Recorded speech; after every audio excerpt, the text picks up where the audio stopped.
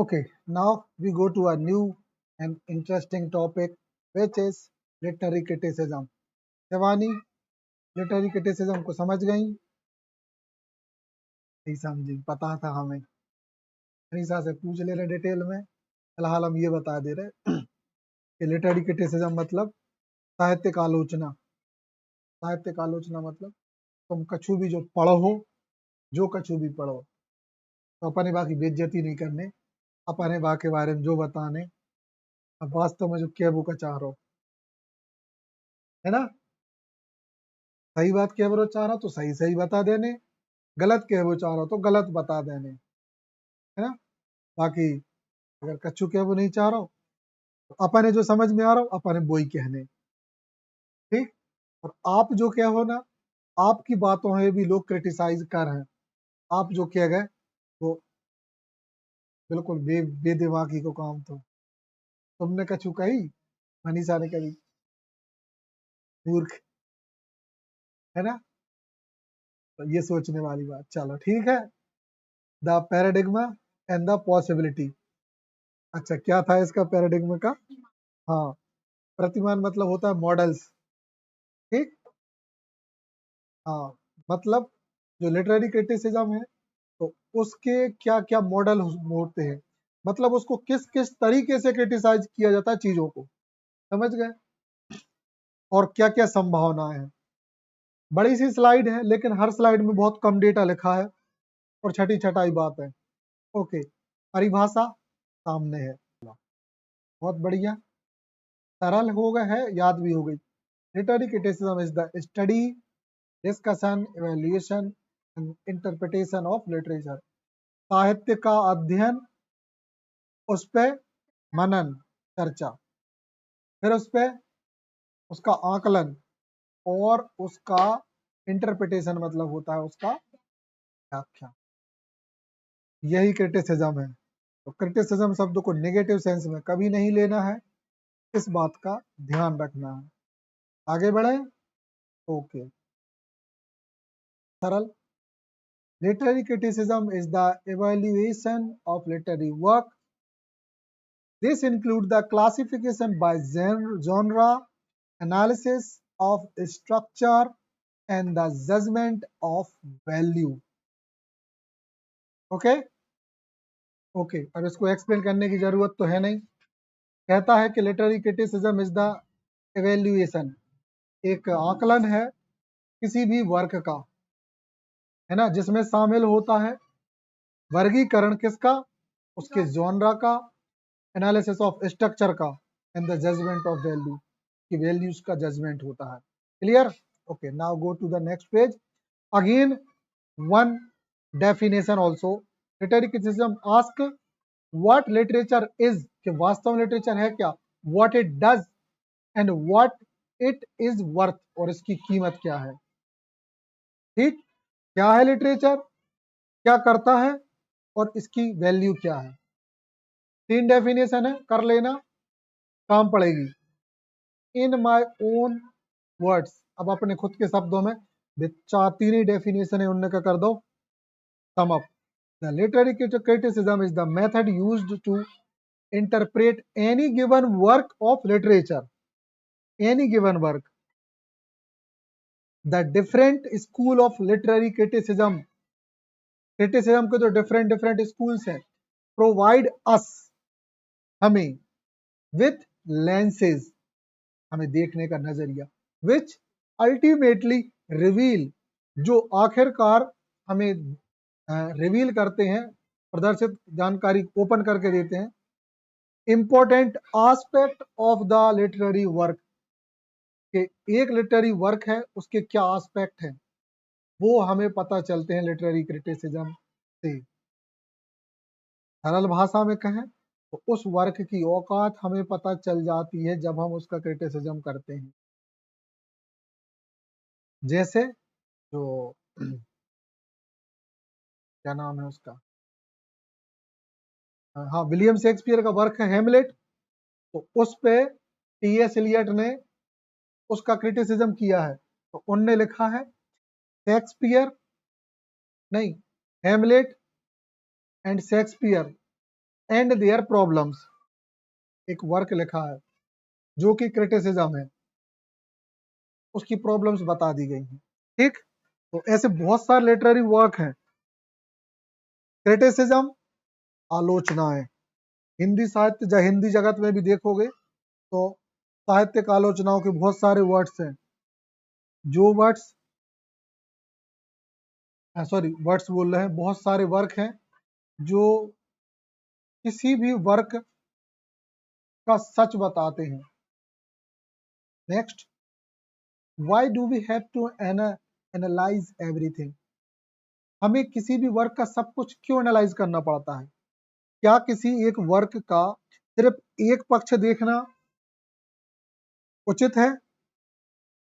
नहीं, उस पूरे वर्क का होल बैकग्राउंड हमें स्टडी करना पड़ेगा, तब हम वास्तव में का क्रिटिसिज्म कर पाएंगे।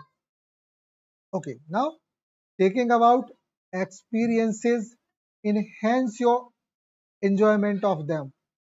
ओके, हाँ, क्यों जरूरी है? तो उसका आंसर है taking about experience enhance our enjoyment of them। मतलब हमें सब कुछ एनालाइज करना क्यों जरूरी है? क्योंकि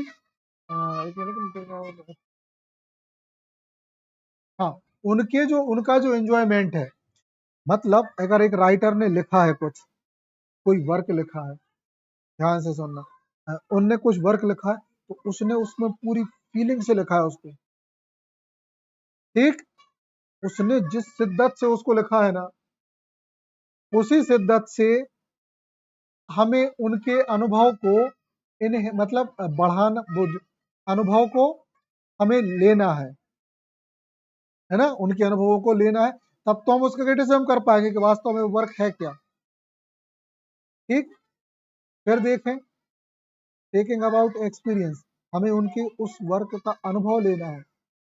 involves the search for meaning which increase our understanding of them।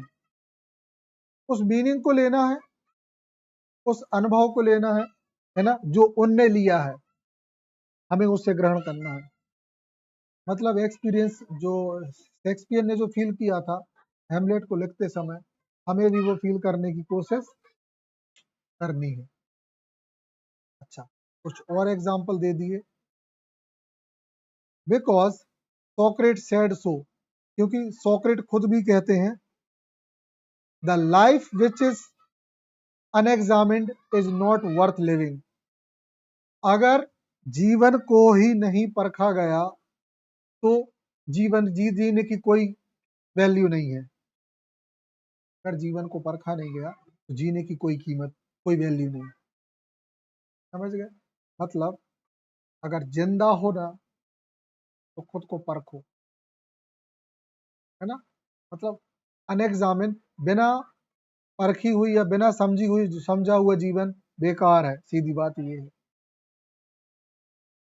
है ना। जिस जीवन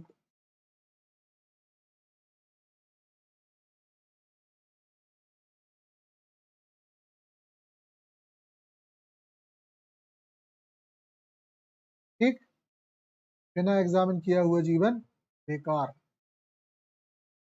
टू फर्दर एक्सप्लेन, उसके आगे हम और देखें, literary criticism help us, literary criticism मदद करता है to understand what is important about the text.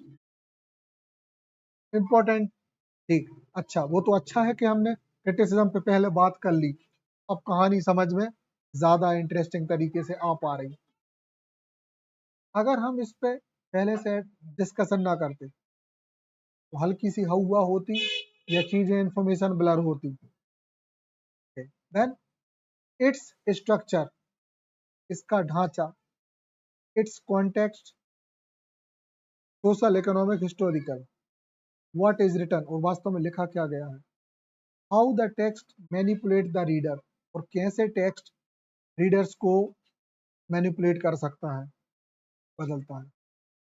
सबसे शानदार एग्जाम्पल, कुछ वर्क को पढ़ते पढ़ते हम उसके भाव में डूब जाते हैं, है ना। कोई भी वर्क पढ़ना, इसको समझने के लिए किसी वर्क को पढ़ना पड़ेगा। किसको?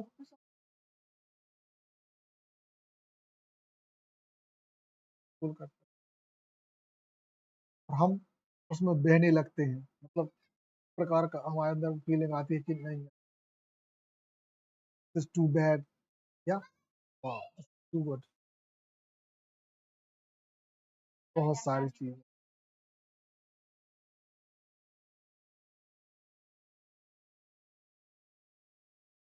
ओके आगे बढ़े।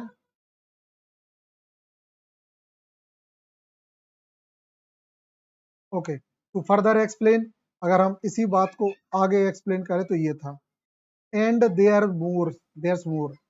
अब इसके और आगे क्या है कि क्रिटिसिज्म क्या है वो अपन देख लें, फटाफट समझना। Literary criticism help us to understand the relationship between authors, readers and the text.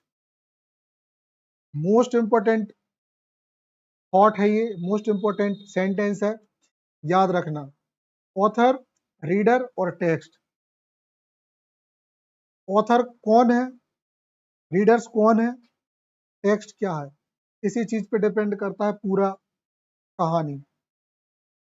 The act of literary criticism ultimately enhance the enjoyment of our reading of the literary work।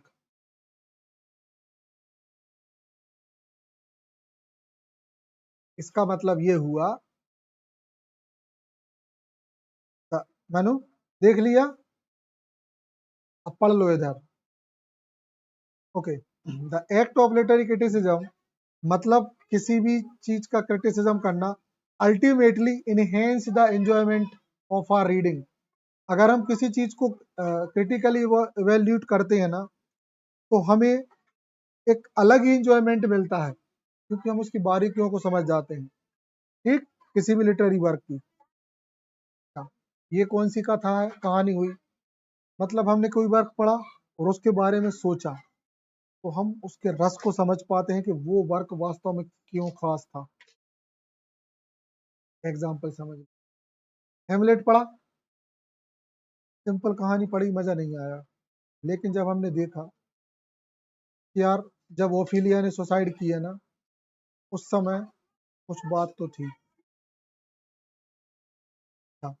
जब हेमलेट ने अपने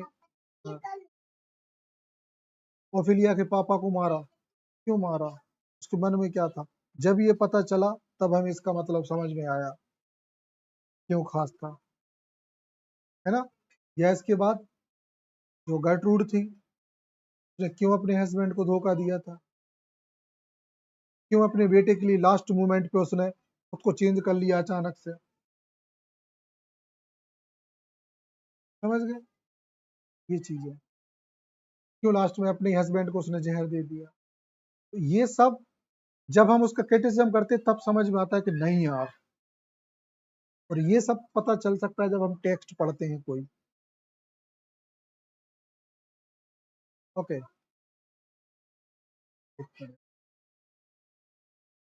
अब क्रिटिसिज्म के का ये last page है। Literary criticism has two main feature, दो main feature है। पहला feature to analyse, study and evaluate work of literature, पहला। The form general principle for the examine of the work of literature. अच्छा, general principle क्या होते हैं कि आप जब क्रिटिसिज्म करते हो तो ऐसे ही मुंह उठा के नहीं कर लगे, ऐसे ही मुंह उठा के नहीं कर लगे, पहले कुछ उसका थ्योरी समझनी पड़ती है, आपको पता हो कि आगे पीछे होता क्या है, उसके लिए हमें उसका प्रिंसिपल पता होने चाहिए। प्रिंसिपल मतलब रूल्स, सिद्धांत। ठीक, तो एक तो हमें वर्क का ये तीनों चीजें पता हो और दूसरा सिद्धांत, तब क्रिटिसिज्म होगा। और कल से हम देखेंगे लिटरेरी थ्योरी जो कि हमारे जनरल प्रिंसिपल का एक हिस्सा होगा। ठीक है, चलो अब अपन इसको देखते हैं नेक्स्ट।